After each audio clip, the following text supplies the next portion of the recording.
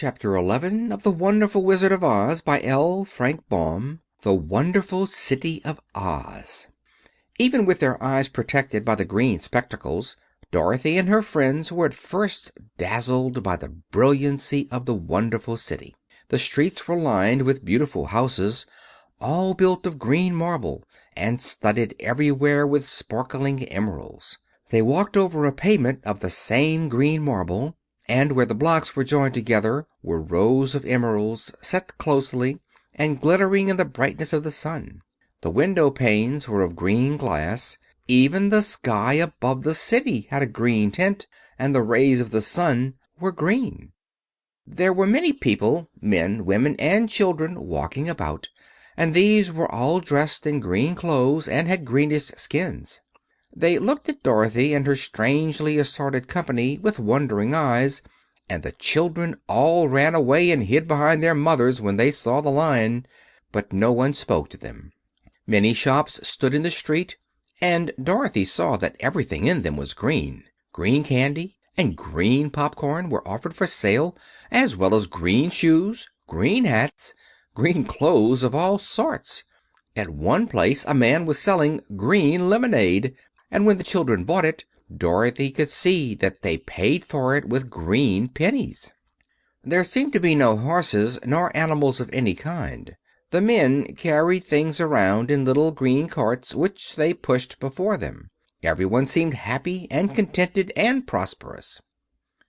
The guardian of the gates led them through the streets until they came to a big building, exactly in the middle of the city, which was the palace of Oz the Great Wizard. There was a soldier before the door, dressed in a green uniform and wearing a long green beard. "Here are strangers," said the guardian of the gates to him, "and they demand to see the Great Oz." "Step inside," answered the soldier, "and I will carry your message to him." So they passed through the palace gates and were led into a big room with a green carpet and lovely green furniture set with emeralds. The soldier made them all wipe their feet upon a green mat before entering this room, and when they were seated he said politely, "Please make yourself comfortable while I go to the door of the throne room and tell Oz you are here." They had to wait a long time before the soldier returned. When at last he came back, Dorothy asked, "Have you seen Oz?" "Oh, no," returned the soldier. "I have never seen him. But I spoke to him as he sat behind his screen, and gave him your message. He says he will grant you an audience if you so desire, but each one of you must enter his presence alone, and he will admit but one each day. Therefore, as you must remain in the palace for several days, I will have you shown to rooms where you may rest in comfort after your journey." "Thank you," replied the girl. "That is very kind of Oz." The soldier now blew upon a green whistle, and at once a young girl, dressed in a pretty green silk gown, entered the room. She had lovely green hair and green eyes, and she bowed low before Dorothy as she said, "Follow me, and I will show you your room." So Dorothy said good-bye to all her friends except Toto, and taking the dog in her arms, followed the green girl through 7 passages and up 3 flights of stairs until they came to a room at the front of the palace. It was the sweetest little room in the world, with a soft, comfortable bed that had sheets of green silk and a green velvet counterpane. There was a tiny fountain in the middle of the room that shot a spray of green perfume into the air, to fall back into a beautifully carved green marble basin. Beautiful green flowers stood in the windows, and there was a shelf with a row of little green books. When Dorothy had time to open these books, she found them full of queer green pictures that made her laugh, they were so funny. In a wardrobe were many green dresses made of silk and satin and velvet, and all of them fitted Dorothy exactly. "Make yourself perfectly at home," said the green girl, "and if you wish for anything, ring the bell. Oz will send for you tomorrow morning." She left Dorothy alone and went back to the others. These she also led to rooms, and each one of them found himself lodged in a very pleasant part of the palace. Of course, this politeness was wasted on the Scarecrow, for when he found himself alone in his room, he stood stupidly in one spot, just within the doorway, to wait till morning. It would not rest him to lie down, and he could not close his eyes, so he remained all night staring at a little spider which was weaving its web in a corner of the room, just as if it were not one of the most wonderful rooms in the world. The Tin Woodman lay down on his bed from force of habit, for he remembered when he was made of flesh, but not being able to sleep, he passed the night moving his joints up and down to make sure they kept in good working order. The Lion would have preferred a bed of dried leaves in the forest, and did not like being shut up in a room, but he had too much sense to let this worry him. So he sprang upon the bed and rolled himself up like a cat, and purred himself asleep in a minute. The next morning, after breakfast, the Green Maiden came to fetch Dorothy, and she dressed her in one of the prettiest gowns made of green brocaded satin. Dorothy put on a green silk apron and tied a green ribbon around Toto's neck, and they started for the throne room of the Great Oz. First they came to a great hall in which were many ladies and gentlemen of the court, all dressed in rich costumes. These people had nothing to do but talk to each other, but they always came to wait outside the throne room every morning, although they were never permitted to see Oz. As Dorothy entered, they looked at her curiously, and one of them whispered, "Are you really going to look upon the face of Oz the Terrible?" "Of course," answered the girl, "if he will see me." "Oh, he will see you," said the soldier who had taken her message to the Wizard, "although he does not like to have people ask to see him. Indeed, at first he was angry, and said I should send you back where you came from. Then he asked me what you looked like, and when I mentioned your silver shoes, he was very much interested. At last I told him about the mark upon your forehead, and he decided he would admit you to his presence." Just then the bell rang, and the green girl said to Dorothy, "That is the signal. You must go into the throne room alone." She opened a little door, and Dorothy walked boldly through, and found herself in a wonderful place. It was a big round room with a high arched roof, and the walls and ceiling and floor were covered with large emeralds set closely together. In the center of the room was a great light as bright as the sun, which made the emeralds sparkle in a wonderful manner. But what interested Dorothy most was the big throne of green marble that stood in the middle of the room. It was shaped like a chair and sparkled with gems, as did everything else. In the center of the chair was an enormous head, without a body to support it, or any arms or legs whatever. There was no hair upon this head, but it had eyes and a nose and mouth, and was much bigger than the head of the biggest giant. As Dorothy gazed upon this in wonder and fear, the eyes turned slowly and looked at her sharply and steadily. Then the mouth moved, and Dorothy heard a voice say, "I am Oz the Great and Terrible. Who are you, and why do you seek me?" It was not such an awful voice as she had expected to come from the big head, so she took courage and answered, "I am Dorothy, the small and meek. I have come to you for help." Then the eyes looked at her thoughtfully for a full minute. Then the voice said, "Where did you get the silver shoes?" "I got them from the Wicked Witch of the East when my house fell on her and killed her," she replied. "Where did you get the mark upon your forehead?" continued the voice. "That is where the Good Witch of the North kissed me when she bade me good-bye and sent me to you," said the girl. Again the eyes looked at her sharply, and they saw she was telling the truth. Then Oz asked, "What do you wish me to do?" "Send me back to Kansas, where my Aunt Em and Uncle Henry are," she answered earnestly. "I don't like your country, although it is so beautiful, and I am sure Aunt Em would be dreadfully worried over my being away so long." The eyes winked 3 times, and then they turned up to the ceiling and down to the floor, and rolled around so queerly that they seemed to see every part of the room. And at last they looked at Dorothy again. "Why should I do this for you?" asked Oz.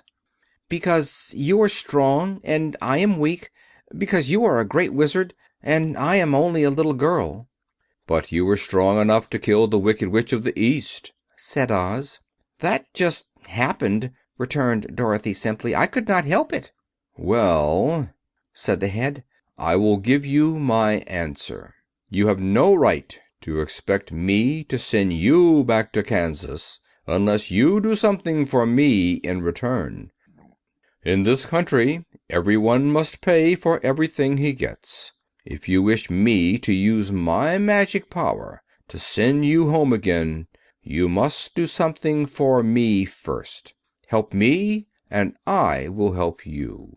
"What must I do?" asked the girl. "Kill the Wicked Witch of the West," answered Oz. "But I cannot!" exclaimed Dorothy, greatly surprised. "You kill the Witch of the East, and you wear the silver shoes, which is a powerful charm. There is now but one Wicked Witch left in all this land, and when you can tell me she is dead, I will send you back to Kansas, but not before." The little girl began to weep, she was so much disappointed, and the eyes winked again and looked upon her anxiously, as if the great Oz felt that she could help him if she would. "I never killed anything willingly," she sobbed. "Even if I wanted to, how could I kill the Wicked Witch? If you, who are great and terrible, cannot kill her yourself, how do you expect me to do it?" "I do not know," said the head, "but that is my answer. And until the Wicked Witch dies, you will not see your uncle and aunt again. Remember that the witch is wicked, tremendously wicked, and ought to be killed. Now go, and do not ask to see me again until you have done your task." Sorrowfully, Dorothy left the throne room and went back where the Lion and Scarecrow and the Tin Woodman were waiting to hear what Oz had said to her. "There is no hope for me," she said sadly, "for Oz will not send me home until I have killed the Wicked Witch of the West, and that I can never do." Her friends were sorry, but could do nothing to help her. So Dorothy went to her own room and lay down on the bed and cried herself to sleep. The next morning the soldier with the green whiskers came to the Scarecrow and said, "Come with me, for Oz has sent for you." So the Scarecrow followed him and was admitted into the great throne room, where he saw, sitting in the emerald throne, a most lovely lady. She was dressed in green silk gauze, and wore upon her flowing green locks a crown of jewels. Growing from her shoulders were wings, gorgeous in color, and so light that they fluttered if the slightest breath of air reached them. When the Scarecrow had bowed, as prettily as his straw stuffing would let him, before this beautiful creature, she looked upon him sweetly and said, "I am Oz, the great and terrible. Who are you, and why do you seek me?" Now the Scarecrow, who had expected to see the great head Dorothy had told him of, was much astonished, but he answered her bravely, "I am only a scarecrow stuffed with straw, therefore I have no brains, and I come to you praying that you will put brains in my head instead of straw, so that I may become as much a man as any other in your dominions." "Why should I do this for you?" asked the lady. "Because you are wise and powerful, and no one else can help me," answered the Scarecrow. "I never grant favors without some return," said Oz, "but this much I will promise. If you will kill for me the Wicked Witch of the West, I will bestow upon you a great many brains, and such good brains that you will be the wisest man in all the land of Oz." "I thought you asked Dorothy to kill the witch," said the Scarecrow in surprise. "So I did. I don't care who kills her, but until she is dead I will not grant your wish. Now go, and do not seek me again until you have earned the brains you so greatly desire." The Scarecrow went sorrowfully back to his friends and told them what Oz had said, and Dorothy was surprised to find that the Great Wizard was not a head, as she had seen him, but a lovely lady. "All the same," said the Scarecrow, "she needs a heart as much as the Tin Woodman." On the next morning the soldier with the green whiskers came to the Tin Woodman and said, "Oz has sent for you. Follow me." So the Tin Woodman followed him and came to the great throne room. He did not know whether he would find Oz a lovely lady or a head, but he hoped it would be the lovely lady, "for," he said to himself, "I am sure I shall not be given a heart, since a head has no heart of its own and therefore cannot feel for me. But if it is the lovely lady I shall beg hard for a heart, for all ladies are themselves said to be kindly hearted." But when the Woodman entered the great throne room, he saw neither the head nor the lady, for Oz had taken the shape of a most terrible beast. It was nearly as big as an elephant, and the green throne seemed hardly strong enough to hold its weight. The beast had a head like that of a rhinoceros, only there were 5 eyes in its face. There were 5 long arms growing out of its body, and it also had 5 long, slim legs. Thick, woolly hair covered every part of it, and a more dreadful looking monster could not be imagined. It was fortunate the Tin Woodman had no heart at that moment, for it would have beat loud and fast from terror. But being only tin, the Woodman was not at all afraid, although he was much disappointed.